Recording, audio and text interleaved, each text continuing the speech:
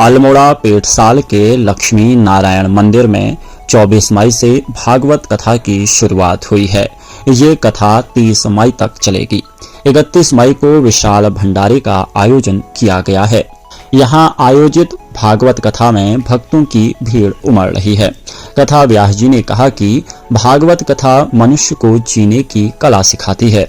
24 मई को पेटसाल में कलश यात्रा के साथ भागवत कथा का शुभारंभ हुआ। इस दौरान महिलाओं ने पारंपरिक विधि विधान से कलश यात्रा निकाली, जिसमें स्थानीय लोग भारी संख्या में शामिल रहे। सभी महिलाएं पिछोड़ा आदि में दिखी। मंदिर से शुरू कलश यात्रा शिवालय तक पहुंची।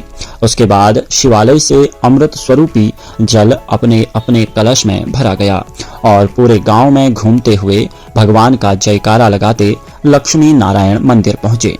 इसके बाद भागवत कथा आरंभ हुई। इसमें कथा व्यास जी ने कहा कि मोक्ष की प्राप्ति के लिए मनुष्य को सच्चे मन से भक्ति करनी चाहिए। दूसरों की मदद करने से पुण्य फल मिलता है। अहंकार त्याग कर मनुष्य को सत्कर्म करने चाहिए। भागवत कथा 1 बजे से शाम 4 बजे तक चल रही है। कथा के बीच बीच में व्यास जी द्वारा भजन आदि गाए जाते हैं। अंत में विशाल आरती के साथ कथा समाप्त होती है। पहाड़ों में वर्षों से चली आ रही परंपरा के अनुसार घर को वापस लौट रहे लोगों को प्रसाद के रूप में केले, चनामृत, चने, हलवा, प्रसाद आदि दिया जाता है। भागवत के बीच बीच चाय और पानी श्रद्धालुओं को देने की परंपरा भी पहाड़ों में है।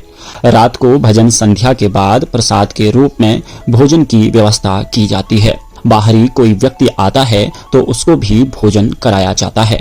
उसके बाद फिर से भजन कीर्तन आदि किए जाते हैं। अलग अलग गांव से भी लोग भजन कीर्तन को रात में आते हैं। ये भी एक पुरानी परंपरा और भगवत भजन के प्रति लोगों का प्रेम है।